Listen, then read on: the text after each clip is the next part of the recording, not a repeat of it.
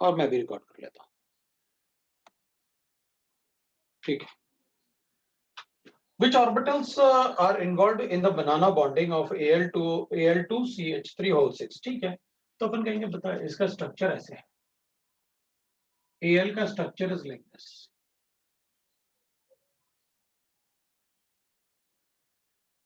इसके हाइड्रोजन अपन चाहें तो ऐसे लिख सकते हैं, ये हाइड्रोजन है। इसका एक CH3 ऐसे होता है, दूसरा AlCl3 will be like this. इसके भी CH3 ऐसे होता है, ये भी CH3 अपन को पता है कैसे वो 3 अटैच्ड होंगे उससे भी। इसका भी 3 हाइड्रोजन ऐसे अटैच। तो अपन कहेंगे भाई इसमें जो बनाना बॉन्ड फॉर्मेशन हो रहा है वो ये वाला इलेक्ट्रॉन है जो इसके एम्प्टी ऑर्बिटल में डोनेट होता है, और इधर ये वाला इलेक्ट्रॉन होगा जो इसके एम्प्टी ऑर्बिटल में डोनेट होगा। तो ये वाला कौन सा हाइब्रिडाइज्ड ऑर्बिटल है? तो अपन कहेंगे कितने सिग्मा बॉन्ड है कार्बन के अराउंड? 1 2 3 4, मतलब एक s और 3 p, सो sp3 हाइब्रिडाइज्ड। ये भी sp3 हाइब्रिडाइज्ड ऑर्बिटल है, ये भी sp3 हाइब्रिडाइज्ड ऑर्बिटल है, क्योंकि इसके अराउंड कितने 4 बॉन्ड्स हैं। So that is sp3 hybridized orbital, which is involved in banana bond formation. This bond is called banana bond.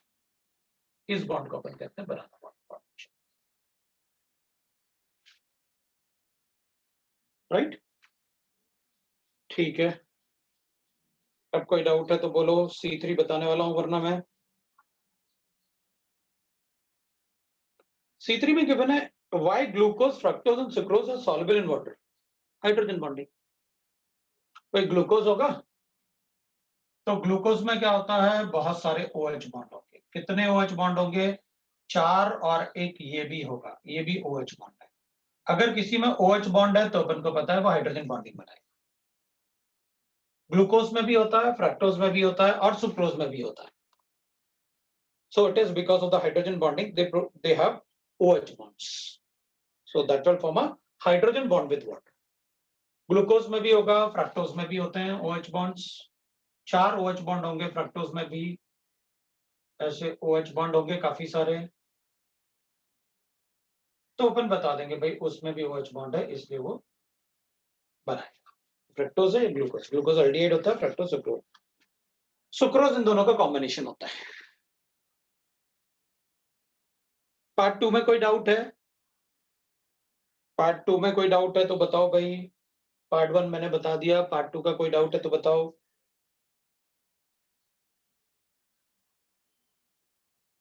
Banana bond कौन से कंपाउंड में होता है? तो अपन कहेंगे देख भाई, जैसे यहां पर है ना B2H6 है, Al2CH3O6 है, BH2 है, राइट? ये सॉलिड होना चाहिए, इनमें बनाना बॉन्ड होगा। ये वो कंपाउंड है जिनमें बनाना बॉन्ड होगा। तो इतना तो आप बता ही सकते हो, आपके सिलेबस में इतने हैं, वो अपन बता सकते हैं कि उनमें बनाना बॉन्ड होगा। तो ये आपके सिलेबस में थे, मैंने आपको लिखवा दिया कि उनमें बनाना बॉन्ड होगा। ठीक है विष्णु, अब बताओ बेटा सेकंड पार्ट में, अगर पार्ट 2 में कोई डाउट है तो।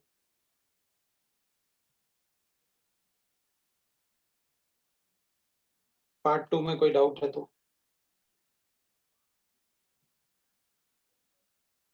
B2 में गिवन है अपन को bonds present in this molecule. तो ठीक है ना, अपने पास ऐसे कंपाउंड गिवन है CuSO4.H2 5H2, इसका नाम अपन सबको पता है, ब्लू विट्रियल। विट्रियल का मतलब होता है जिनमें सल्फेट हो, और ब्लू कलर का सल्फेट है तो उसको अपन कहते हैं ब्लू विट्रियल। ये ब्लू कलर सोल्यूशन होता है। तो इसमें कौन कौन से बॉन्ड हैं? तो अपन कहेंगे भाई मेटल में और नॉन मेटल में तो कोवेलेंट बॉन्ड हो जाएंगे, क्योंकि कॉपर है और सल्फेट है तो आयनिक बॉन्ड हो गया। और सल्फेट को लिखूंगा तो the structure will be like this, sulphate की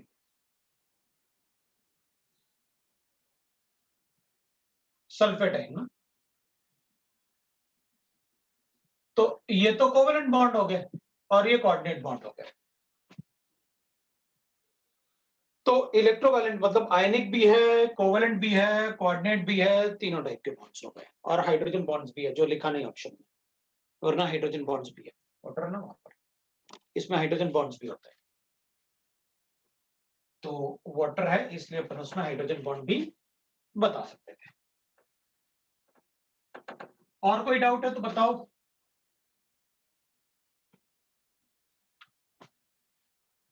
B2 के अलावा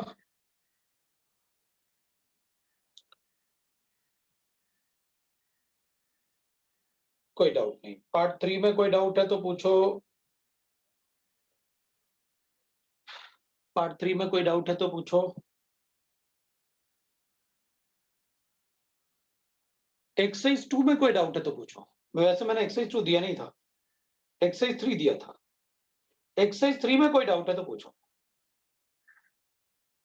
एक्सरसाइज 2 भी अपन बाद में कर लेंगे, नेक्स्ट क्लास में एक्सरसाइज 2 डिस्कस कर सकते हैं अपन। तो एक्सरसाइज 3 में कोई डाउट है तो पूछ सकते हो आप। एक्सरसाइज 3 में पार्ट 1 है और पार्ट 2 है, तो दोनों में से कोई भी पूछ सकते हो आप।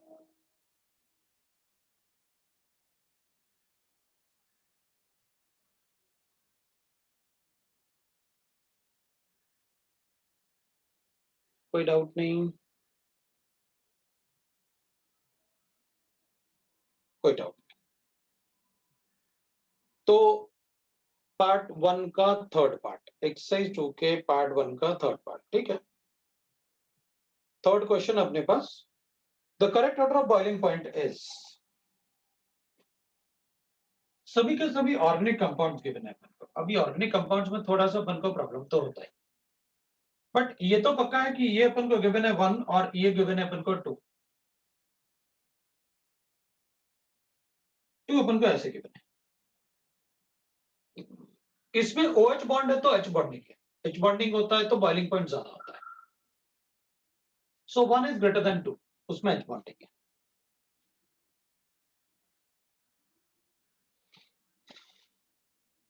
उसके बाद अपन लिख सकते हैं that is third one. Third one अपन को गिवन है CH3 CH2 CH2 और COH। थर्ड वाले का बॉइलिंग पॉइंट तो और भी ज्यादा होगा, क्योंकि इसमें जो हाइड्रोजन बॉन्डिंग बनेगा वो ऐसे बनेगा। इसमें हाइड्रोजन बॉन्डिंग तो एक OH है, लेकिन इसके हाइड्रोजन बॉन्ड्स ऐसे बनेंगे। ये तो मॉलिक्यूल ही ऐसे बनेगा, डाइमर जैसे एग्जिस्ट करेगा।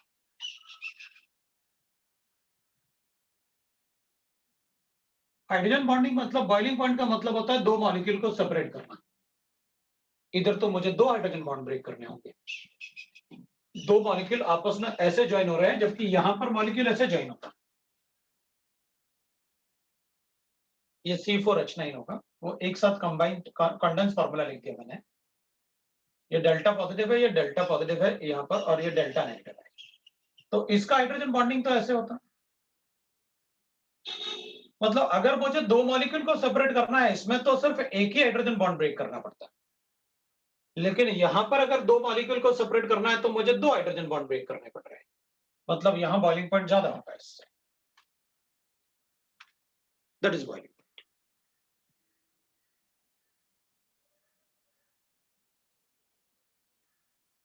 So that is how we can write the boiling points.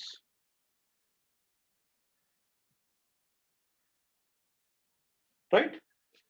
तो अपन बता सकते हैं कि 3 का बॉइलिंग पॉइंट 1 से ज्यादा है, 1 का बॉइलिंग पॉइंट, इसमें हाइड्रोजन बॉन्डिंग नहीं है, इसलिए ये लास्ट आना चाहिए, 3 वाला लास्ट आना चाहिए। तो सबसे नॉट 3 वाला, 2 वाला लास्ट आना चाहिए। तो 2 वाला लास्ट 2 में आ रहा था, और इन दोनों में अपन को पता था कि भाई अब इन दोनों में हाइड्रोजन बॉन्ड्स है, तो ये हाइड्रोजन बॉन्ड जब आपने पढ़ा होगा तो आपने लिखा होगा कि इसका बॉइलिंग पॉइंट ज्यादा क्यों होगा, बिकॉज वो डाइमर बनाता है। तो वो हाइड्रोजन बॉन्डिंग के टाइम अपन पढ़ लेते हैं। अब बताओ भाई, और कोई डाउट है तो।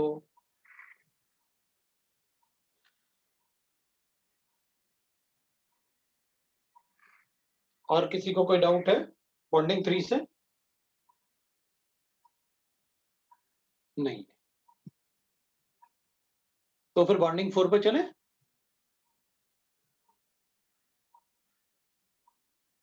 बॉन्डिंग 4, बॉन्डिंग 4 में एक्सरसाइज 1 के part 1 molecular orbital theory. This is molecular orbital theory.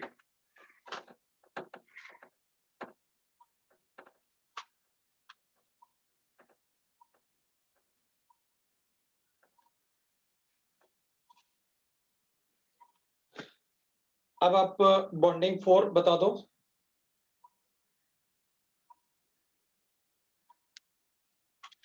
कोई डाउट नहीं. अब तो पार्ट 1 का B2.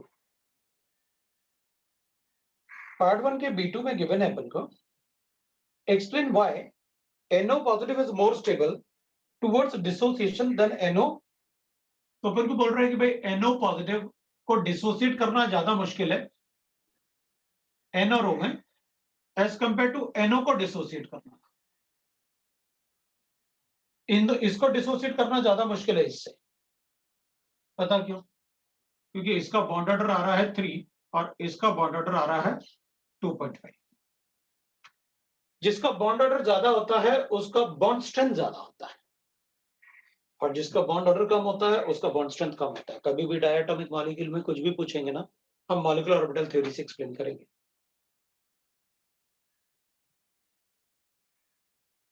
राइट? अपन उससे एक्सप्लेन करेंगे. अभी बताओ और कोई डाउट है तो.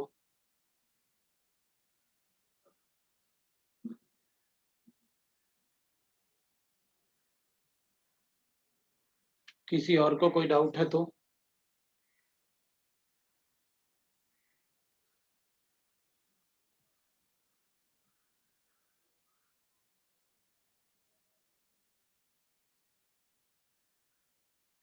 पार्ट 2 का C2. पार्ट 2 के C2 में गिवन है अपन को मेटेलिक बॉन्डिंग. मैंने पढ़ाया आपको. तो अपन से लिखा है the enhance force of cohesion in metal is due to. अच्छा बताओ, जो मेटल मेटल के बीच में जो फोर्स ऑफ अट्रैक्शन होता है वो किसकी वजह से होता है? ऐसे बताया था ना मैंने. The enhance force of attraction between the metal is due to. So the enhance force of cohesion, इनके बीच में जो कोहेसिव फोर्स होता है, राइट ना, अट्रैक्टिव फोर्स होता है, वो किसकी वजह से होता है? कोवेलेंट लिंकेज नहीं, वहां कोई कोवेलेंट बॉन्ड नहीं होता. Electrovalent linkage, no it is not a electrovalent bond. Ionic bond नहीं है, यहाँ मेटल है बस. मेटल और नॉन मेटल में आयनिक बॉन्ड होता है. Lack of exchange of valence electron नहीं, लैक ऑफ एक्सचेंज होता है वैलेंस इलेक्ट्रॉन का तो बॉन्ड ही कहां से बनता? अच्छा ठीक है. तो कोहेजन का मतलब नहीं समझा था तो ठीक है, अभी समझ में आ गया कि what is the cohesive forces. मतलब वो bonding forces between the metal atoms. It is the positively charge kernels and the mobile electrons. ठीक है. दूसरा क्वेश्चन. इसमें एक्सरसाइज 3 से कोई क्वेश्चन है?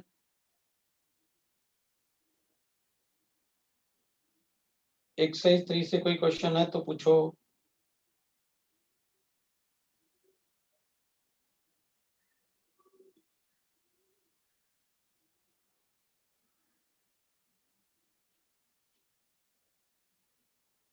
पार्ट 2 का 6th वाला, मतलब इसी में पार्ट 2 का 6th वाला, या मतलब एक्सरसाइज 3 से ना, एक्सरसाइज 3 से पार्ट 2 का 6th वाला.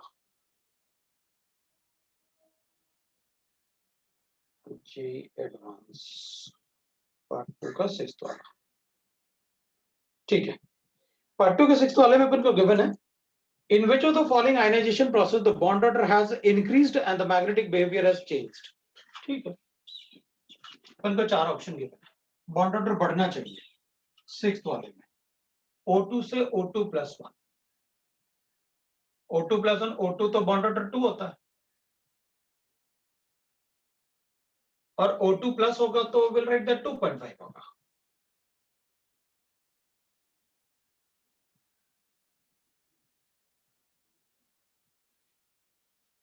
ठीक है. और मैग्नेटिक मूवमेंट अगर अपन चेक करेंगे तो पहले एक बार मैं चेक कर लेता हूँ. O2 पॉजिटिव का मतलब हो गया 2 4 एक मिनट 10 माइनस 8 माइनस, मतलब अपन लिखेंगे 1 है, सिग्मा 1 है, सिग्मा स्टार 1 है, सिग्मा 2 है, सिग्मा स्टार 2 है, पाई 2 पी एक्स, पाई 2 पी वाई, सिग्मा 2 पी से, तो ये हो जाएंगे 10 बॉन्डेड और एंटी बॉन्डेड हो जाएंगे।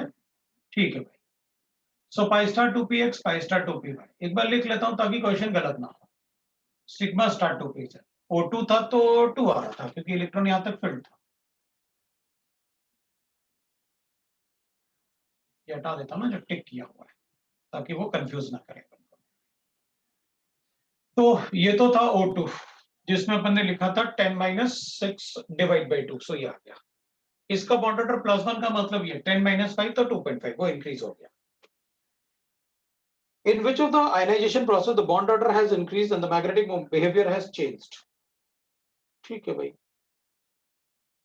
O2 पॉजिटिव, अब N2 से N2 पॉजिटिव देखते हैं। इसमें अपने पास कितना आया था 5 ना, 2 4 6 8 10 और -5 डिवाइड बाई 2 2.5। इसमें क्या है N2 से N2 पॉजिटिव आया तो N2 पॉजिटिव अगर लिखेंगे अपन तो ये तो होगा अपने पास 3 और ये हो जाएगा अपने पास 9 माइनस 4 डिवाइड बाई 2 2.5। और एक दूसरा ऑप्शन अपने पास है NO पॉजिटिव से Cl नेगेटिव, ये तो 3 होगा और ये भी 3 होगा, सो वो तो इक्वल है थर्ड वाले। फोर्थ वाले की बात करते हैं। फोर्थ वाले में गिवन है अपन को दैट इज नहीं, ये C2 पॉजिटिव था, मैंने दूसरा वाला देख लिया, ये C2 था और ये C2 पॉजिटिव था तो ये तो 2 होगा और C2 पॉजिटिव का मतलब है it should be like this. Carbon मतलब 12 इलेक्ट्रॉन, 2 4 6 8 9 10 ये 12 हो गया तो इसमें हो जाएगा 7 माइनस 4 डिवाइड 1.5 आया, कम हो गया C2 पॉजिटिव। नेक्स्ट है NO, NO तो 2.5 होगा और NO पॉजिटिव जो होगा वो 3 होगा, तो इसमें मैग्नेटिक कैरेक्टर उससे कह रहा है ये अपन को bond order has increase and the magnetic behaviour has been changed, तो इसमें बॉन्ड ऑर्डर बढ़ रहा है और मैग्नेटिक बिहेवियर इसमें चेंज हो रहा है। कैसे? ये पैरामैग्नेटिक था उसमें अब वो डायमैग्नेटिक हो गया, तो ये डायमैग्नेटिक हो गया। अब इसमें भी बॉन्ड ऑर्डर बढ़ रहा है भाई, इसमें लिखेंगे तब भी तो अपन के पास यही आएगा, ये O2 पॉजिटिव है तो 10 माइनस 5 डिवाइड बाई 2 2.5, इसमें मैग्नेटिक कैरेक्टर कम हो रहा है, इसमें मैग्नेटिक कैरेक्टर इसमें भी कम हो रहा है, तो फिर प्रॉब्लम कहां है? ए भी आ रहा है और 4 भी आ रहा है। आयनाइजेशन प्रोसेस, अच्छा तो इलेक्ट्रॉन हटाना है, the bond order has increased, ये बढ़ रहा है ये भी बढ़ रहा है and the magnetic behaviour has changed, मतलब पहले मैग्नेटिक कैरेक्टर था अब नहीं है, इसमें पहले मैग्नेटिक कैरेक्टर था अभी भी मैग्नेटिक कैरेक्टर है,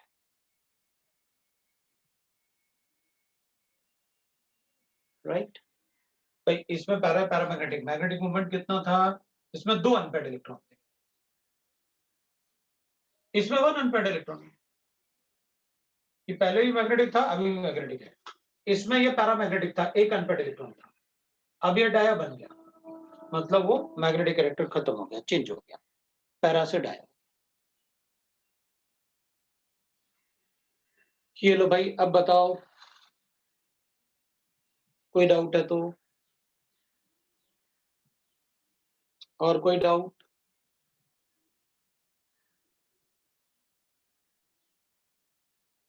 कोई डाउट? ठीक है, तो बॉन्डिंग 4 में और कोई डाउट नहीं है। बॉन्डिंग 5, केमिकल बॉन्डिंग 5 का एक्सरसाइज 1, केमिकल बॉन्डिंग 5 का एक्सरसाइज 1 में कोई डाउट है तो बताओ। फजान रूल है, पार्ट 1 का B1 और C1, ठीक है भाई। पार्ट 1 का B1 में गिवन है inorganic benzene is more reactive than organic benzene, ठीक है। Actually, inorganic benzene is polar in nature. Huh? Inorganic benzene is like this. Inorganic benzene होता है B3N3 and H6, जबकि ऑर्गेनिक बेंजीन होता है C6H6.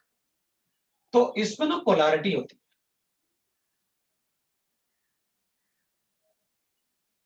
ये हाइड्रोजन. तो इसमें पोलैरिटी होता है, कोऑर्डिनेट बॉन्ड्स. इसके पास लोन पेयर था ना, इसलिए कोऑर्डिनेट बॉन्ड बनाया. इसके पास लोन पेयर होता है ना, तो कोऑर्डिनेट बॉन्ड बनाया. तो इसमें पोलैरिटी है, जबकि ये नॉन पोलर है. अब पोलैरिटी होगा तो रिएक्टिव ज्यादा होगा, क्योंकि पोलैरिटी होगा तो कैटायन और एनायन दोनों को अट्रैक्ट करेगा, तो ये ज्यादा रिएक्टिव होता है due to the presence of the polarity. Polar bonds, CN bond इसमें पोलर है, अपन इसको ऐसे भी लिख सकते हैं, इसमें पॉजिटिव, इसमें नेगेटिव, कोऑर्डिनेट बॉन्ड को हटा के. So that's why it is more reactive. C1 में गिवन है अपन को, right the formula of anhydride of this. ठीक है भाई. एनाइड्राइड का मतलब होता है कि जो कंपाउंड अपन को गिवन है, जैसे H2SO4 है, तो पानी हटा दो, तो एनाइड्रस सल्फ्यूरिक एसिड, ये सल्फ्यूरिक एसिड है, वो एनाइड्रस सल्फ्यूरिक एसिड है. तो अपन को इसका एनाइड्राइड लिखना है HNO2. अब इसमें तो एक ही हाइड्रोजन है, तो वाटर कैसे हटाएंगे? अपन कहेंगे ट्वाइस कर लो, -H2 हटा देना, 2 हाइड्रोजन और 1 ऑक्सीजन निकल गया, तो NO बच गया. तो यहाँ पर क्या हो जाएगा, अपने पास 2 N2 हो गए, और एक बार इधर आप ऐसे कर लो, ये है आपके पास H2N2O4, इससे वाटर हटा तो N2O3 बन गया अपने पास. एनाइड्रस नाइट्रस एसिड. फिर क्या है, सल्फ्यूरिक एसिड, वो तो लिखा ही हुआ है. उसके बाद क्या था, what is amphoteric oxides, give 2 examples. I think last time मैंने आपको एम्फोटेरिक ऑक्साइड बताए थे. नहीं, तुमको नहीं, 10th क्लास वाले बच्चों को बताए थे.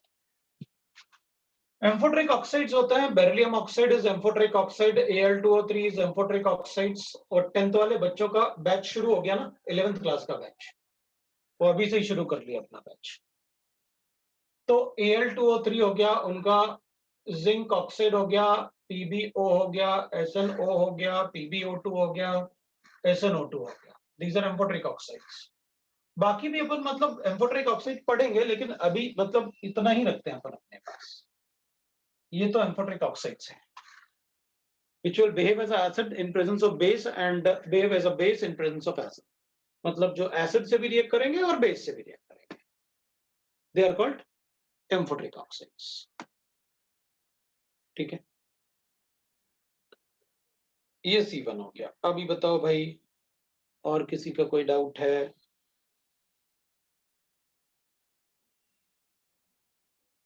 एक्सरसाइज 3 में कोई डाउट है?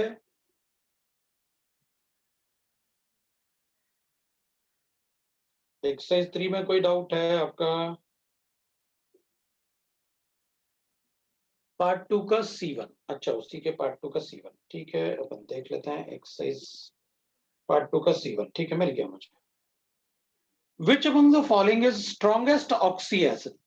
मेरे ख्याल से अपन strongest oxy acid will be, मैं आपको एसिडिक स्ट्रेंथ बता देता हूँ. वैसे ये कई बार मैं बताता हूँ क्लास में, बट अपन एसिडिक स्ट्रेंथ ऐसे बता सकते हैं. स्ट्रॉन्गेस्ट एसिड, अपने सिलेबस में जो स्ट्रॉन्ग एसिड है उनको लिख लेते हैं. सबसे ज्यादा स्ट्रॉन्ग जो अपन पढ़ेंगे उससे भी ज्यादा स्ट्रॉन्ग होते होंगे, हमें फर्क नहीं पड़ता, बट हमारे सिलेबस में जो है वो अपन को पता है. HClO4, HI, HBr, H2SO4, HCl, HNO3. ये स्ट्रॉन्ग एसिड्स हैं जो मैंने डिक्रीजिंग ऑर्डर में लिखा हुआ है. ये सबसे ज्यादा स्ट्रॉन्गेस्ट और ये सबसे कम स्ट्रॉन्गेस्ट हैं. सारे स्ट्रॉन्ग एसिड, ये सारे के सारे स्ट्रॉन्ग एसिड हैं. इनके अलावा कोई भी एसिड आप दोगे, मैं वीक ही बताऊंगा. इससे ज्यादा स्ट्रॉन्गर एसिड अपन को पढ़ना नहीं है. आपका सिलेबस भी काफी पीछे चल रहा है. हमें बिल्कुल स्टिक होना चाहिए अपने सिलेबस पे. जो अपन से पूछा जा सकता है अपन वही पढ़ेंगे बस. ठीक है ना?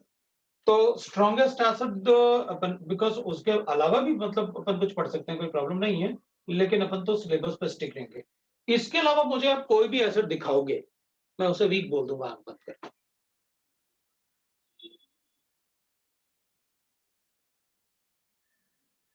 और कोई डाउट है तो बोलो।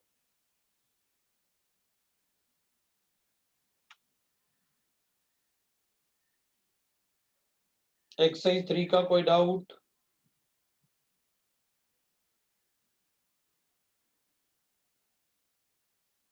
कोई डाउट नहीं एक्सरसाइज 3 में।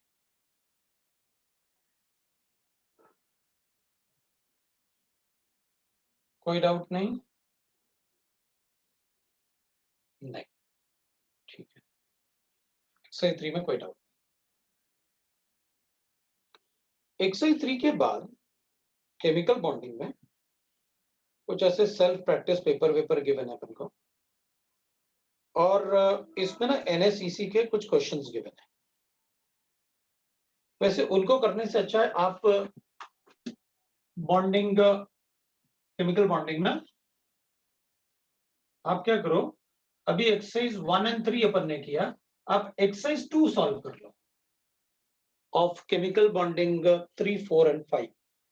आप एक्सरसाइज 2 सॉल्व कर लो कंप्लीट, और फिर उसके डाउट डिस्कस कर लेना। और उसमें आप ये भी पूछ सकते हो डाउट क्लास में, ऐसा नहीं कि आप ये नहीं पूछ सकते, आप पूछ सकते हो, ठीक है ना। तो आप उसे भी कंप्लीट कर लो, और उसके बाद फिर अपन एक बार फिर डिस्कस कर लेंगे। एक्सरसाइज 2 भी आप डिस्कस कर लो, ठीक है, कंप्लीट कर लो उसको। फिर मैं बताऊंगा कि जो लास्ट में एनएसईसी के वाले क्वेश्चन है ना, उनको सॉल्व करना है आपको, बट वो अपन तब सॉल्व करेंगे जब आपका स्कूल वाला एग्जाम हो जाने देते हैं, है ना। तो ये आपका अभी के लिए होमवर्क था। अपन स्टेट्स ऑफ मैटर शुरू करने वाले हैं आज अपन नया चैप्टर शुरू करने वाले हैं, that is states of matter, the next chapter after chemical bonding, ठीक है। तो अपन स्टेट्स ऑफ मैटर की बात करते हैं।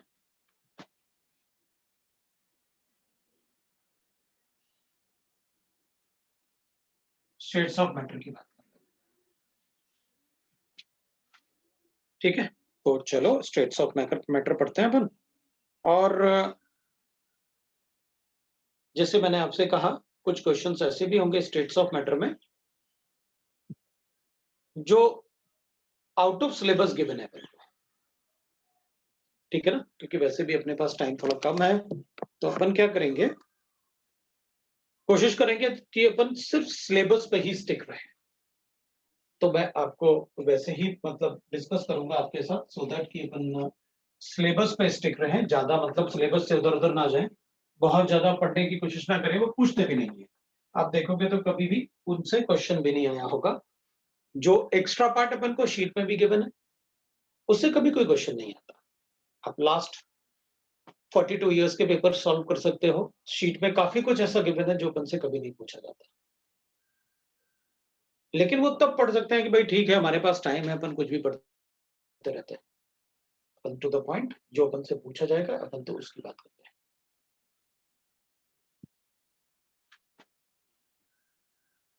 अब स्टेट्स ऑफ मैटर तो अपन को पता है, matters are of 3 types. Solid होता है, लिक्विड होता है, और गैस होता है। These are the states of matter. अपन वो सब बात नहीं कर रहे कि हमें यहाँ पर मतलब कोई प्लाज्मा स्टेट होता है, ये स्टेट वो स्टेट अपन को नहीं चाहिए। हाँ, इट इज फिजिकल केमिस्ट्री। क्यों, अब तक तो अपन ने कुछ शुरू ही नहीं किया, ऑर्गेनिक ऑर्गेनिक तो शुरू ही नहीं किया। इससे पहले वाला भी अपन फिजिकल में ही पढ़ते हैं, दैट इज जनरल केमिस्ट्री। वो ऑर्गेनिक केमिस्ट्री नहीं था। केमिकल बॉन्डिंग कोई ऑर्गेनिक केमिस्ट्री थोड़ी थी, वो तो जनरल केमिस्ट्री थी, ठीक है ना। तो अपन स्टेट्स ऑफ मैटर शुरू कर लेते हैं। अब तक आपने जो पढ़ा उसमें बहुत ज्यादा दिमाग नहीं चलाना था, जो आपने आपको बताया गया आपने उसी को सीखा, और उसी के बेसिस पे आपने क्वेश्चंस को सॉल्व किया। लेकिन अब जो आपको बताया जाएगा उसमें आपको अपना दिमाग भी लगाना पड़ेगा, कॉमन सेंस भी पूरा यूज करना पड़ेगा, और उसके बेसिस पे क्वेश्चन सॉल्व करने होंगे। तो मैं आपको बताऊंगा भी कि how to use your common sense. तो स्टेट्स ऑफ मैटर में अपन कहेंगे भाई there are 3 states of matter, solid, liquid, gases. Properties of matter की बात कर लेते हैं, मैटर एंड प्रॉपर्टीज। तो मैटर तो अपन ने लिख लिया ऐसे, प्रॉपर्टीज ऐसे लिख लेते हैं। तो जैसे अपन डेंसिटी की बात करें तो अपन को पता है इसकी डेंसिटी हाई होगी, मॉडरेट होगा और ये लो डेंसिटी होगा।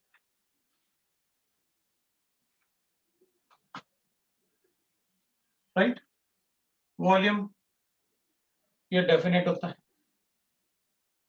शेप ऑफ वेसल, इसका भी वॉल्यूम शेप ऑफ वेसल पर डिपेंड करेगा जिसमें वो रखा हुआ है।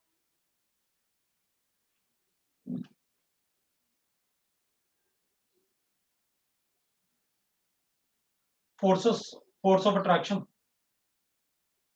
सो फोर्स ऑफ अट्रैक्शन की बात करूंगा तो इसमें अट्रैक्टिव फोर्सेस तो हाई होते हैं, इसमें लो होते हैं because gas particles are apart from each other, इसमें मॉडरेट होता है। वो हाइड्रोजन बॉन्ड भी होते हैं तो लिक्विड होता है क्योंकि काफी ज्यादा अट्रैक्टिव फोर्सेस होते हैं, लाइक दैट।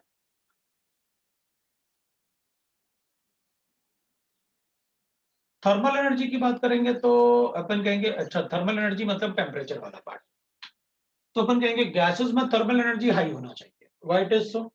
भाई कोई भी कंपाउंड अगर लिक्विड स्टेट में होगा तो उसकी एनर्जी कम ही होगी गैसियस स्टेट से।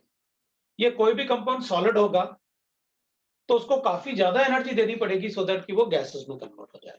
इसलिए गैसेस में पार्टिकल बहुत दूर होते हैं और फ्रीली मूव कर रहे होते हैं क्योंकि उनके पास एनर्जी ज्यादा होती है।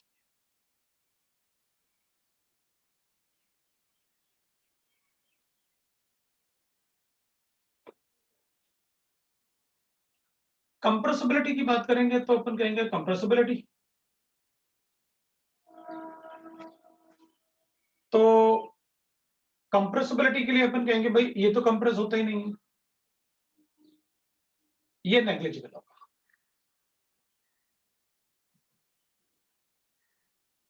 कोई बहुत ज्यादा अगर अपन किसी लिक्विड को कंप्रेस करेंगे ना तो हो सकता है उसकी डेंसिटी थोड़ी चेंज हो जाए, मतलब अगर 1.2 होगा तो 1.21 हो जाए, तो बहुत ज्यादा नहीं होता। सॉलिड तो कंप्रेस होता ही नहीं, टूट और जाएगा कंप्रेस करेंगे तो। अगर लिक्विड में ये है तो पहले ये था, अगर बहुत ज्यादा कंप्रेस करेंगे तो 0.21 हो जाएगा, 0.2 से, मतलब बहुत नेग्लिजिबल चेंज आएगा, हो सकता है ऐसा चेंज आ जाए। लेकिन ये तो काफी हाईली कंप्रेसिबल होता है, पार्टिकल अपार्ट होते हैं, कंप्रेस करते हैं, जैसे बलून को अपन कंप्रेस कर देते हैं।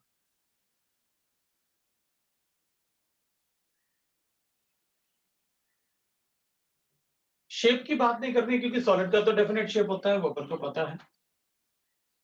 अब ये सारे पार्ट अपन हो सकता है स्कूल में आपसे बोलें कि right the states of matter, property of states of matter, तो आप अलग अलग पॉइंट में पॉइंट 1 2 3 4 5 ऐसे एक्सप्लेन कर देना।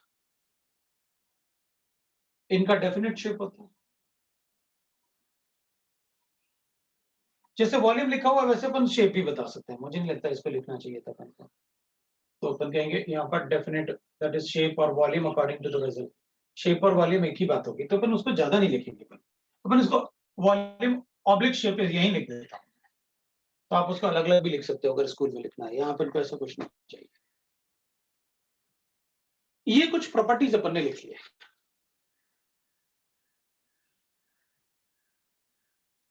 ठीक है।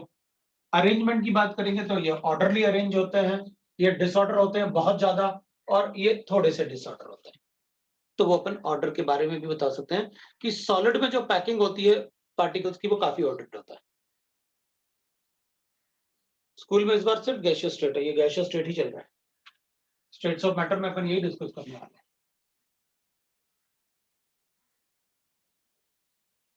वही चैप्टर डिस्कस करने वाले हैं, ये तो मैंने थोड़ा सा प्रॉपर्टीज ऑफ मैटर बता दिया आपको ताकि कंपैरिजन हो जाए। डिस्कस तो अपन गैसियस स्टेट ही करने वाले हैं, है ना। तो अब अपन लिखेंगे गैसेस के बारे में। सो गैसियस स्टेट की बात करनी है,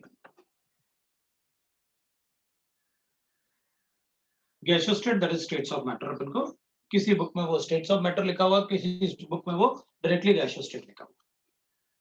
the measurable properties of gases,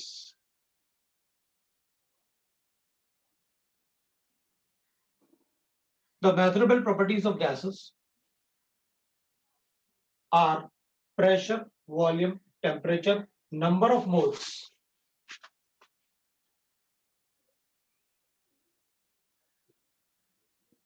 viscosity, and surface tension.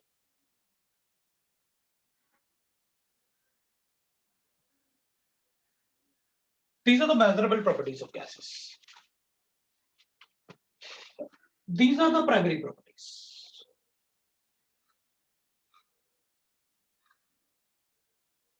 ये तो सभी गैसेस के प्रॉपर्टीज हैं, primary properties.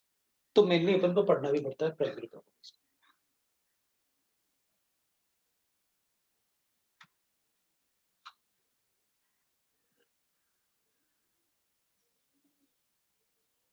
The relation between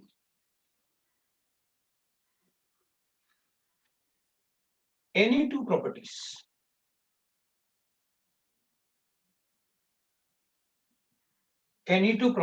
among any two properties among PV and T, keeping the other two constant,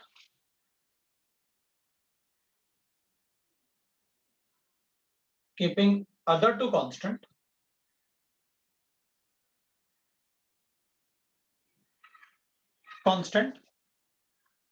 we get different gas laws. We get different gas laws. Gas laws.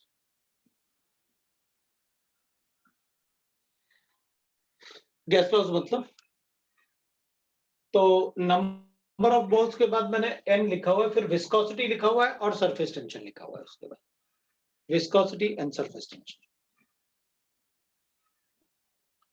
तो इन चार में से किसी दो में relation बनाओ, बाकी दो को कांस्टेंट रखो, तो will get different gas laws.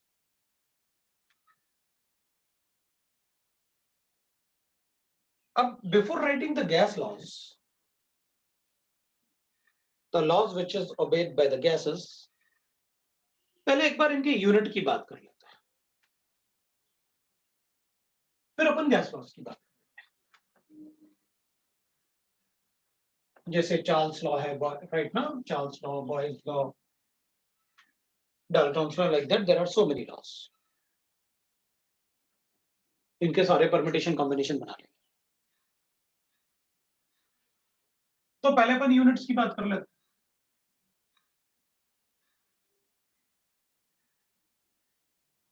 तो पहले अपन वॉल्यूम की बात करते हैं।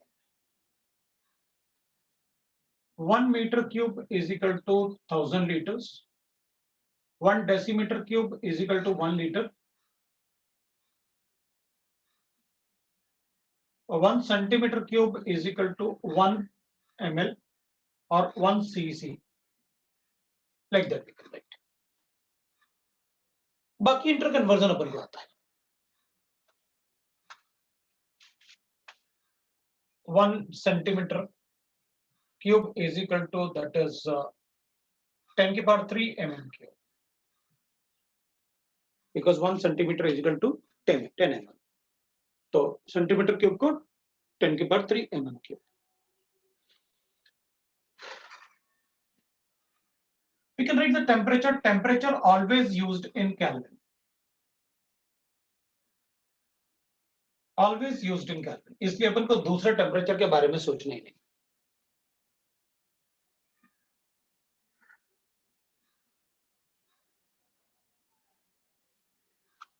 तो टेम्परेचर हमेशा केल्विन में यूज करेंगे, तो अपन लिख सकते हैं भाई, केल्विन टेम्परेचर जो होता है that is equal to 273 plus T degree centigrade. जो भी अपन को T डिग्री सेंटीग्रेड गिवन होगा उसमें 273 ऐड कर दूंगा, केल्विन आ जाएगा। Number of moles, it is a unitless property, it is unitless। Moles का कोई यूनिट नहीं होता।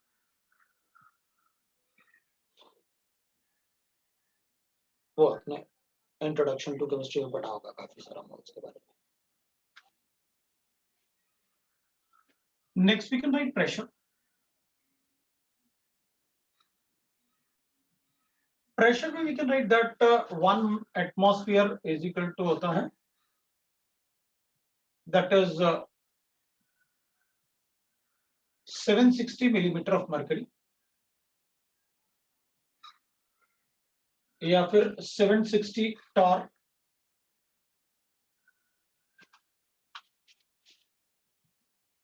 या फिर इसको सेंटीमीटर में भी लिख सकते हैं। ये मिलीमीटर है तो 76 सेंटीमीटर भी कर सकते हैं।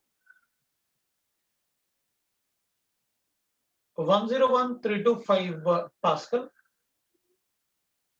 या फिर 1.01325 bar, that is a barometric pressure. बिल्कुल।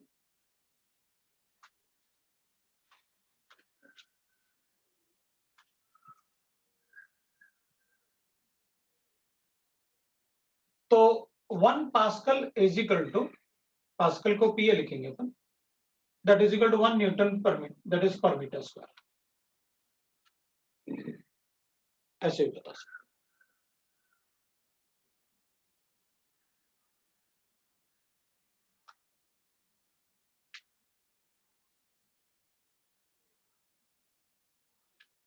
तो अपन ऐसे ही बता सकते हैं।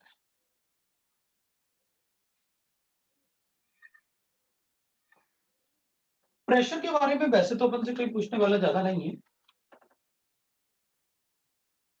लेकिन बैरोमेट्रिक प्रेशर कैसे कैलकुलेट करते हैं वो अपन को पता है, मरकरी को लेके।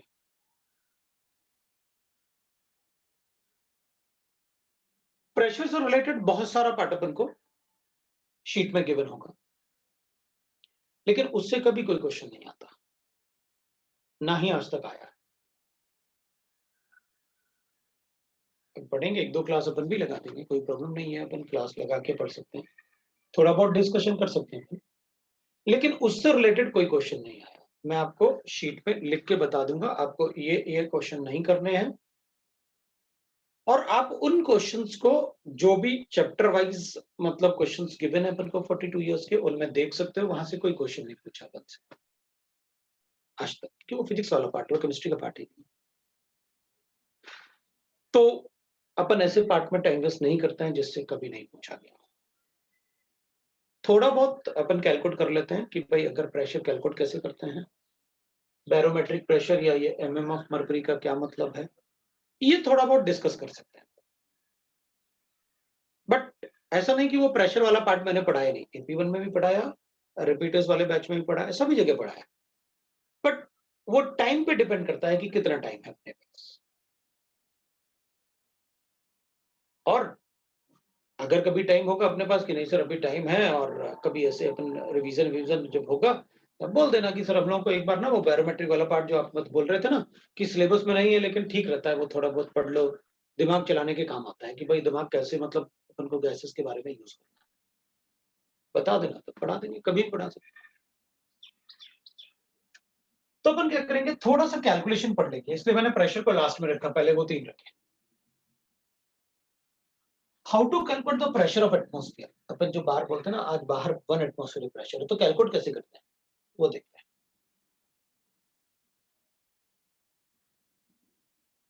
अपन कहते हैं भाई प्रेशर ऑफ वेसल,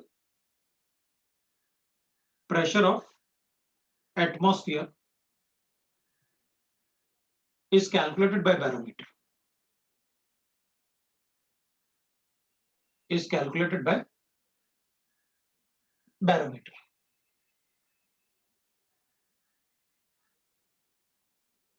इसलिए अपन उसे वो बार जो है वो बैरोमेट्रिक प्रेशर की वजह से कैसे लिखा। Pascal is a MKS unit of pressure. Barometer कैसे होता है अपन देख लेते हैं भाई। ऐसे ना अपन क्या करेंगे, एक ऐसे बीकर ले लेंगे और उसको मरकरी से फिल कर देंगे, कि अपन ने इसको मरकरी से फिल कर दिया। मरकरी अपन इसलिए यूज करते हैं क्योंकि वो ग्लास में स्टिक भी नहीं होता, मरकरी से अपन इसलिए यूज करते हैं क्योंकि वो ग्लास में स्टिक भी नहीं होता है, उसकी डेंसिटी भी बहुत ज्यादा होती है,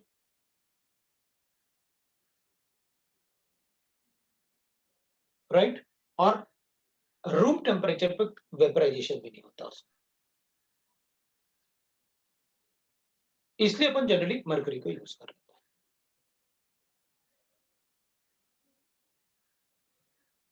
अपन क्या करेंगे, एक ट्यूब ले लेंगे जिसमें स्केल बना हुआ होगा, उसमें स्केल गिवन होगा, ऐसे एक टेस्ट ट्यूब ले लेंगे, उसमें स्केल गिवन होगा, ऐसे बना होगा इसमें स्केल, ठीक है, इसमें स्केल बना होगा, और उस ट्यूब को अपन क्या करेंगे, पूरा मरकरी से फिल कर देंगे,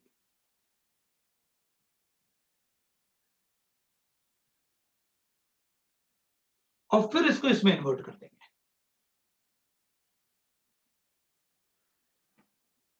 इसमें इसको इन्वर्ट करेंगे ना, तो अपन को ऐसे दिख जाएगा,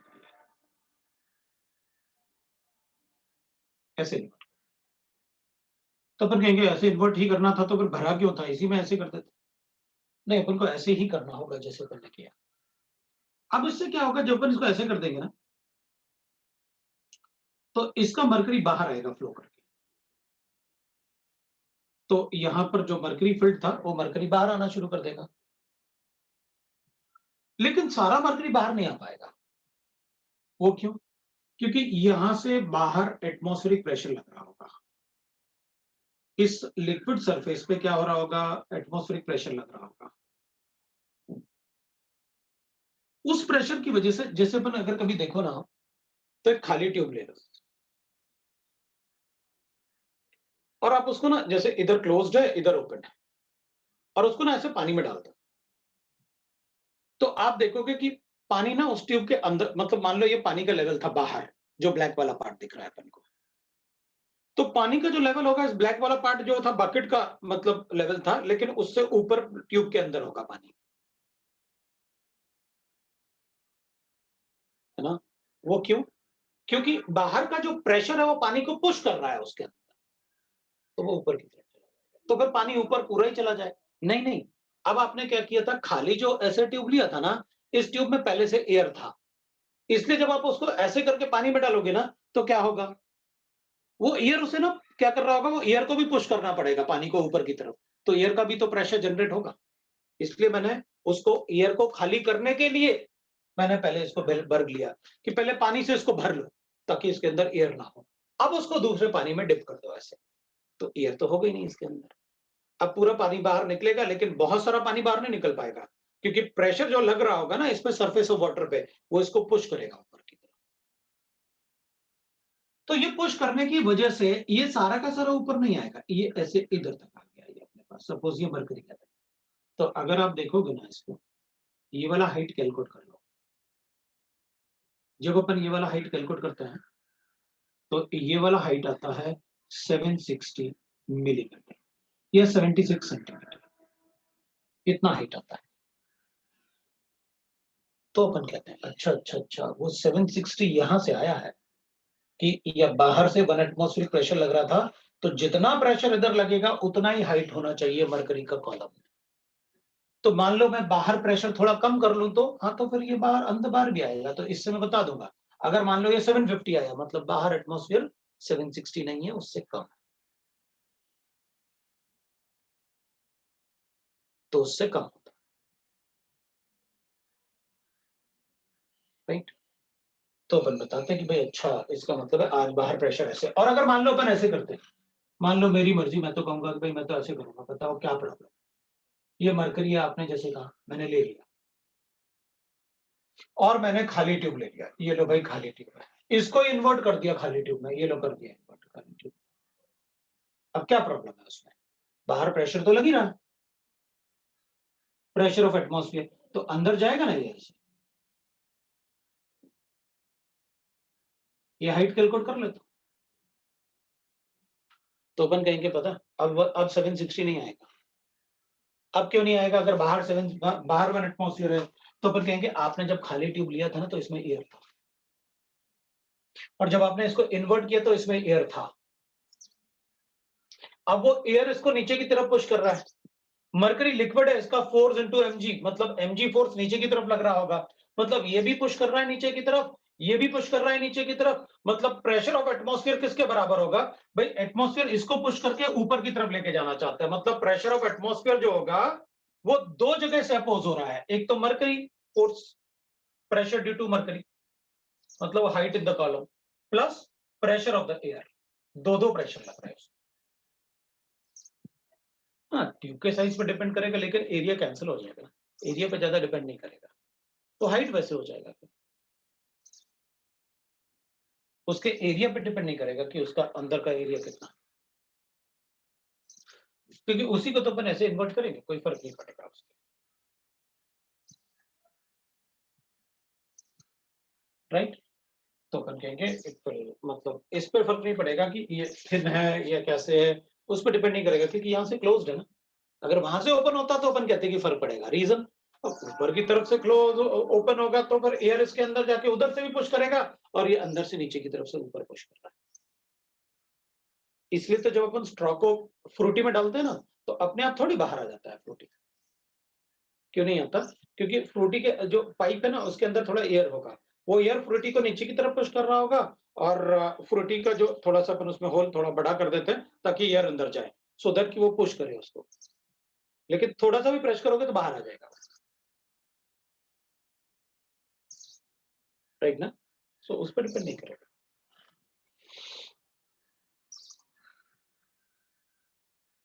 राइट, क्योंकि मरकरी की डेंसिटी अपन उसी हिसाब से कैलकुलेट करेंगे, उसका प्रेशर, इधर अपन ने वैक्यूम रखा हुआ है ना, इसमें इधर वैक्यूम है, वैक्यूम मतलब इधर इसका प्रेशर 0 है, वैक्यूम में प्रेशर 0 होता है,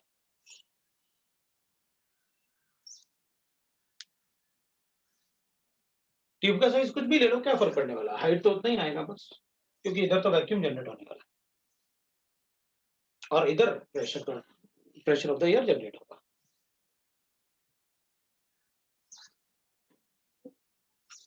ये बैरोमेट्रिक प्रेशर है, जो बाहर का एटमॉस्फेरिक प्रेशर अपन को बताया जाता है, वो ऐसे कैलकुलेट करके बताया जाता है।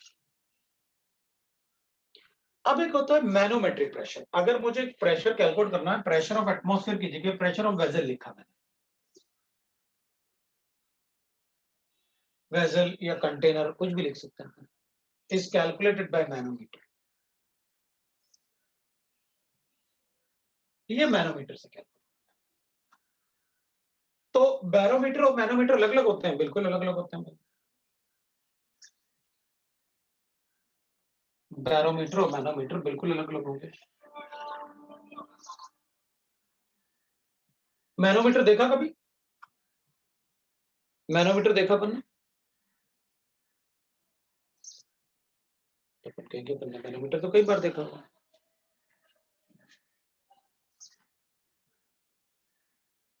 पेट्रोल पंप पे जाते हैं, हवा चेक करवाते हैं ना, तो जो गाड़ी का टायर है वो वेसल हो गया, और वो ऐसा नॉब में लगा के, अब तो डिजिटल आ गया, पहले वो छोटा सा रोड साइड पे होता था ना, ऐसे एक ट्यूब लगा होता था, एक घड़ी लगी होती थी, वो ऐसे टायर में लगाएगा, नॉब में लगाएगा, उधर वो नीडल डिफ्लेक्ट करेगा, दैट इज अ मैनोमीटर, हवा चेक करने की, तो वो मैनोमीटर है। अब उससे कैसे चेक कर लेते हैं, है ना, उसी को कहते हैं अपन मैनोमीटर, सबने देखा हुआ है। तो अपन क्या करेंगे, अपन कहेंगे देख भाई मेरे पास एक वेसल है, मान लेते हैं ये वेसल है, इसमें मुझे एयर फिल करना है, मैं इसमें ना चेक करूंगा कैसे फिल करना है, अपन का तो मैनोमीटर दो टाइप के होंगे, अपन यूज कर रहे हैं दो टाइप के, एक भी टाइप हो सकता है, अपन दो टाइप का ले रहे हैं, these are of two types, these are of two types, two types क्यों, अपन कहेंगे अगर छोटा मोटा प्रेशर कैलकुलेट करना है तो अपन ओपन वेसल से ही कर सकते हैं या क्लोज वेसल मैनोमीटर से कर सकते हैं, और अगर ज्यादा प्रेशर कैलकुलेट करना है तो ओपन वेसल यूज करते हैं अपन। तो चलो देख लेता हूँ, टू टाइप्स, एक होगा closed vessel manometer, manometer to calculate pressure less than 1 atmosphere, calculate pressure less than 1 atmosphere, उसके लिए यूज करते हैं। तो अपन क्या करेंगे ना, एक अपने ऐसे वेजल है जिसके में अपन एयर फिल करने वाले, गैस फिल करने वाले हैं, और उसके बाद उसको कैलकुलेशन करने वाले। तो चलो भाई देखते हैं कैसे होता है वो मैनोमीटर, अपन एक बार देख लेते हैं भाई। तो closed vessel manometer will be like this. ये मैनोमीटर बना रहा हूं मैं।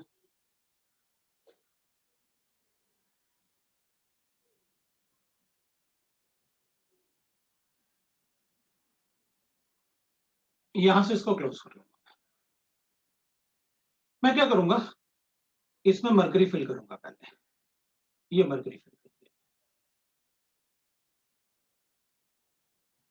पहले मैं क्या करूंगा, इस मरकरी को यहां तक लेके जाऊंगा पूरा, ताकि यहां वैक्यूम रहे। और फिर उसके बाद मतलब इसको ऐसे टेढ़ा कर दूंगा, फिर ऐसे रख लूंगा ताकि यहां वैक्यूम रहे।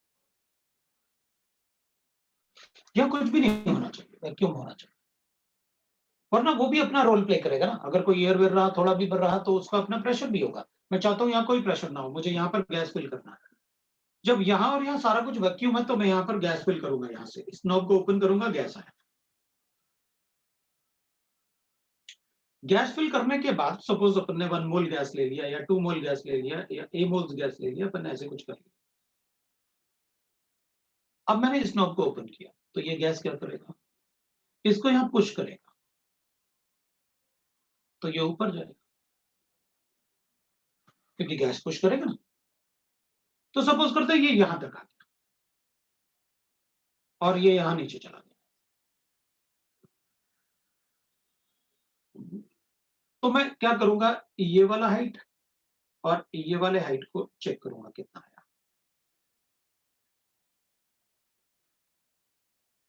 जो भी हाइट होगा उसी को मान लूंगा प्रेशर, क्योंकि मरकरी है ना।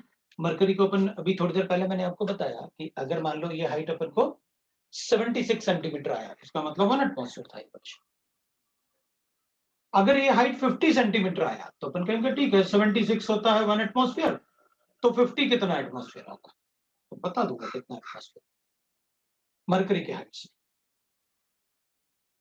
तो अपन क्या करेंगे, इसमें जो भी छोटा मोटा पार्टिकल्स होगा जिसका अपन को प्रेशर कैलकुलेट करना है, क्योंकि अपन को यहाँ वैक्यूम रखना पड़ेगा, और वैक्यूम, प्योर वैक्यूम बनाना बहुत मुश्किल होता है। इसलिए छोटे मोटे कैलकुलेशन के लिए ही अपन क्लोज्ड वेसल मैनोमीटर यूज करेंगे, क्योंकि वहां वैक्यूम बना के रखना होता है।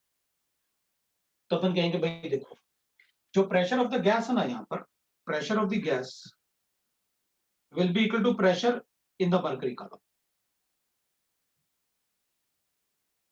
जो भी हाइट आएगा अपन उसे बता देंगे, मर्करी कॉलम में जो भी आएगा वो प्रेशर होगा।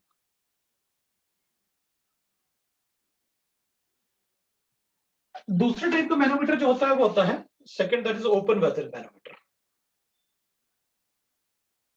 मैनोमीटर ये मर्करी लेवल है, ये बिलो द मर्करी लेवल हो जाएगा। अगर अबव द मर्करी लेवल है तो फिर अपन ये ऊपर चला जाएगा, ये नीचे आएगा। लेकिन यहाँ तो वैक्यूम है, ऐसा कभी नहीं हो सकता, इसमें ऊपर ही जाएगा ये वाला, क्योंकि यहाँ तो वैक्यूम था। यहाँ थोड़ा भी अगर पुश करेगा ये, तो ये ऊपर जाएगा, ये नीचे आएगा। इधर अपन चेक कर सकते हैं कि मेरे पास वेसल है और यहाँ ओपन वेसल मीटर मैनोमीटर, मतलब उससे ज्यादा pressure to calculate higher pressure, high pressure calculate करने के लिए। तो अपन इसमें भी एक मैनोमीटर बना देते हैं। ले भाई इधर मैनोमीटर, ये ओपन वेसल मैनोमीटर,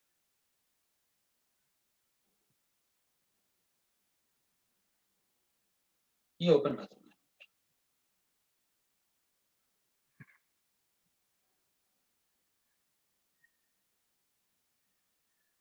ये ओपन वेसल मैनोमीटर, राइट। तो अपन कहेंगे भाई यहाँ पर ओपन वेसल मैनोमीटर होगा ना अगर, तो इसमें भी अपन ने क्या किया, मरकरी फिल किया। ये मरकरी फिल किया मैंने,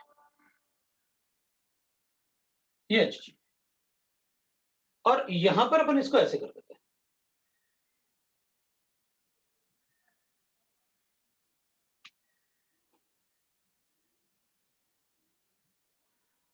राइट ना। ये हमने एडजस्ट नहीं किया, ये फैक्ट है, मतलब दोनों, राइट। तो अपन क्या करेंगे, पहले यहाँ पर गैस रखते हैं। अब गैस का प्रेशर अपने पास कुछ ऐसे पी ऑफ द गैस रखेंगे अपन भाई, अपने पास प्रेशर ऑफ द गैस है जैसे इसमें था प्रेशर ऑफ द गैस। वो क्या होगा, जब नॉब ओपन किया तो जितना पुश किया तो अपन को पता चल गया गैस का प्रेशर कितना है। नहीं, ये तो अपन ने मतलब कैलकुलेट किया, वो अपन कैलकुलेट करते हैं ना फिजिक्स में। Pressure is equal to rho g h, rho मतलब डेंसिटी और जी और एच, इससे वो कैलकुलेट किया अपन ने हाइट। तो प्रेशर पास्कल को density of the liquid, mercury का density 13.2, g is the gravitational force and h वो कैलकुलेट किया उससे रो जी एच जो प्रेशर होता है ना, छोटे छोटे फॉर्मूले होते हैं ना अपने पास। Pressure is equal to force upon area,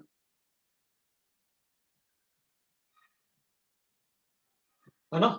सो अपन pressure is equal to force upon area. अब फोर्स को लिख सकते हैं अपन कि भाई जैसे अपन को फोर्स बताना है, प्रेशर बताना है, तो उनको अपन कैसे बताएंगे, तो ये सब अपन कैलकुलेट करके अपन लिख लेते हैं ऐसे। फोर्स को mg लिख लेते हैं। मास को क्या लिख सकते हैं, डेंसिटी इज इक्वल टू था मास अपॉन वॉल्यूम, तो डेंसिटी इनटू वॉल्यूम। वॉल्यूम को क्या लिख सकते हैं, वॉल्यूम को लिख सकते हैं अपन d into area into height. लो भाई हो गया। एचजी का, एचजी को तो लेना ही लेना है because of its maximum density. Perfect, right ना, क्योंकि उससे ज्यादा डेंसिटी और किसी लिक्विड की नहीं है जो रूम टेम्परेचर पे वेपराइज नहीं होगा, इसलिए अपन को मर्करी लेना पड़ेगा। अब अपन क्या करेंगे, अपन कहेंगे देखो भाई जब ये हाइट है ना तब मरकरी पे प्रेशर ऑफ एटमॉस्फेयर लग रहा है, ये लगा रहा होगा ना, ओपन है ना वजन, तो यहाँ पर मरकरी पे लग रहा होगा ना यहाँ पर प्रेशर।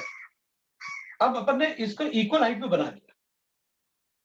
अब जब अपन इसको ओपन करेंगे तो गैस तो यहां से आएगा प्रेशर लगाने, तो गैस इधर प्रेशर लगाएगा, ये ऊपर जाएगा।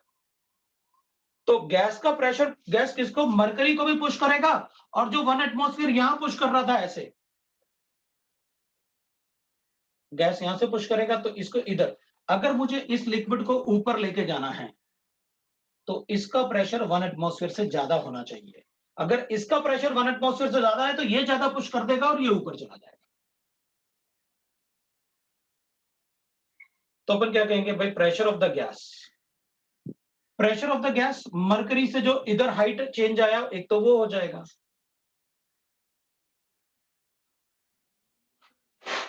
एक तो ये हाइट हो गया अगर हाइट चेंज हो रहा है तो, और जो प्रेशर एटमॉस्फेयर लगा रहा होगा तो ये तो प्रेशर ड्यू टू मरकरी आ गया, और एक प्रेशर आ जाएगा क्या, that is pressure of atmosphere.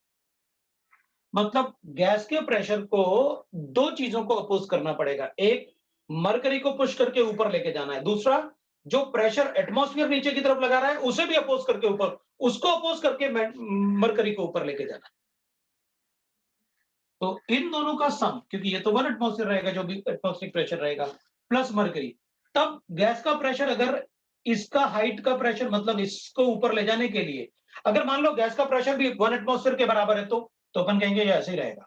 क्यों, क्योंकि जितना प्रेशर ये यहां लगा रहा है उतना ही प्रेशर ये यहां लगाएगा, बस उतना ही रुका रहेगा, उससे ज्यादा नहीं होगा। अगर इसका प्रेशर बढ़ाओगे तो मरकरी ऊपर की तरफ जाएगा, मतलब pressure of atmosphere plus mercury का pressure, pressure of the gas है।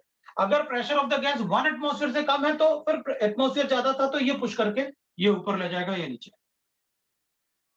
सो ये मरकरी कॉलम है, तो अगर अबव मरकरी कॉलम है मतलब भैया इससे ऊपर की तरफ चला गया, बिलो मरकरी कॉलम है मतलब इधर नीचे की तरफ आ गया, ये बिलो हो जाएगा, इस पॉइंट से ये अबव हो जाएगा, ये बिलो हो जाएगा मरकरी कॉलम। तो अगर गैस का प्रेशर ज्यादा होगा तो मरकरी कॉलम को भी ऊपर की तरफ लेकर जाएगा और इसको भी अपोज कर लेगा, और दोनों का सम जो होता है वो प्रेशर का गैस होता है। ये ओपन वेसल मैनोमीटर, तो इसको कहते हैं अपन ओपन वेसल मैनोमीटर, और वो प्रेशर जैसे आपको कैलकुलेट करना है तो कर सकते हैं। बोलो भाई,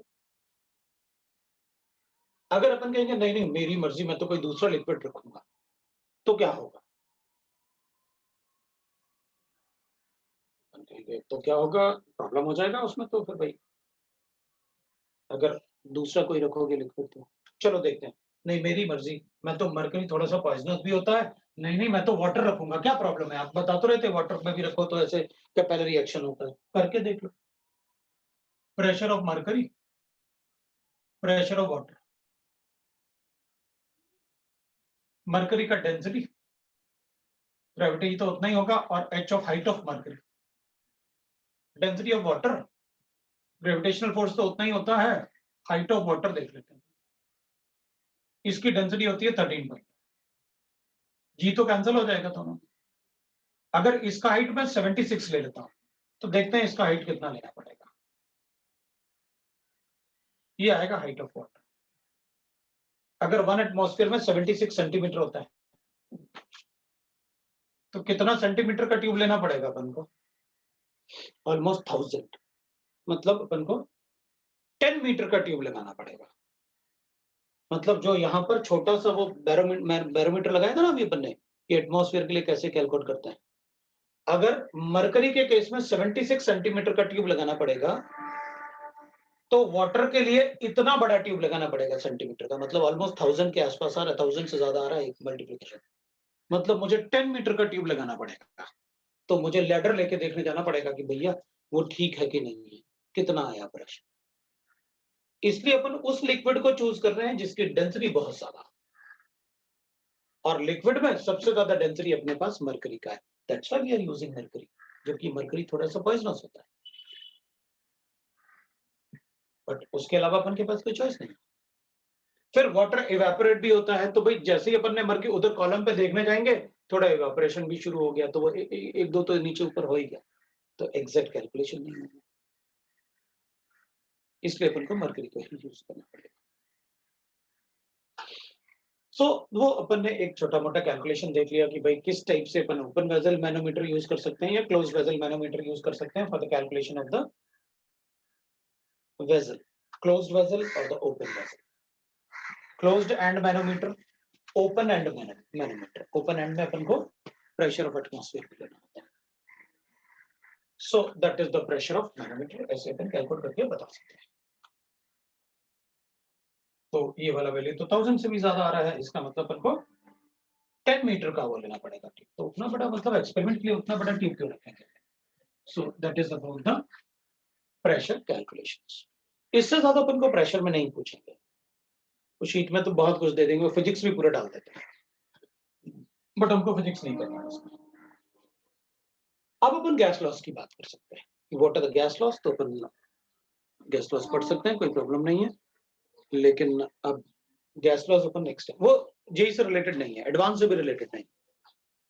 जो पार्ट होता है ना वो एडवांस से भी रिलेटेड नहीं है, लेकिन अगर अपने पास टाइम होगा जिसको अपन थोड़ा सा वेस्ट कर सकते हैं, मतलब थोड़ा और टाइम लगा सकते हैं, तो अपन उसको कर सकते हैं। किसी भी क्वेश्चन से रिलेटेड नहीं होगा, ठीक है ना? इसमें अपन को आएगा, इससे रिलेटेड क्वेश्चंस मैं आपको बताऊंगा कैसे आते हैं, ठीक है? वो मैं आपको बता दूंगा, तो अपन बता दें, ठीक है? So we got that. वैसे तो इससे भी रिलेटेड कोई क्वेश्चन नहीं आता, वो गैस लॉस से ही आते हैं क्वेश्चंस। कभी कभी यूज कर लेंगे कि मतलब ये below the mercury level, above the mercury level, इस टाइप से यूज करेंगे, तो अपन को आना चाहिए कि गैस का प्रेशर एटमॉस्फेरिक प्रेशर से अगर बिलो द मर्करी लेवल है मतलब गैस का प्रेशर ज्यादा है, और अबव द मर्करी लेवल मतलब गैस का प्रेशर कम है। उस टाइप से हमको वर्ड आ सकता है, वरना कोई कैलकुलेशन नहीं आएगा इस बार, ठीक है? नेक्स्ट टाइम अपन गैस लॉस पढ़ लेंगे। सो ये नेक्स्ट टाइम क्या, कल मैंने फिर क्लास लगाया आपका, मैं कल ऑफिशियली एक बार मतलब अभी डाल दूंगा कि कल, वैसे मैंने डाल दिया इसमें कि आपका कल फिर अपन क्लास लगा सकते हैं 2:30 से 2 o'clock कर सकते हैं क्या इस क्लास को अपन, या 2:30 ठीक है, कोई प्रॉब्लम नहीं, अपन 2:30 से लगा सकते हैं, कल कर लेंगे। दैट्स ऑल, ठीक है? हाँ, अब तो केमिस्ट्री क्लास चलता रहेगा, अब रुकेगा नहीं। वो अलग कर लिया ना बैच को, पहले बैच मर्ज हुआ था तो मुझे लगा ऐसे केमिस्ट्री क्लास करेंगे। कल का क्लास अपन देखेंगे 4:30 तक कर लेंगे, कोशिश करूंगा मैं कि 2 to 4 कर लें। 4:30 का ना 4:15 से दूसरा बैच होता है, तो वो अपन कहीं ना कहीं एडजस्ट कर लेंगे, इधर फ्रीक्वेंसी बढ़ाएंगे या फिर अपन क्लास को बढ़ा करेंगे, ठीक है? चलो।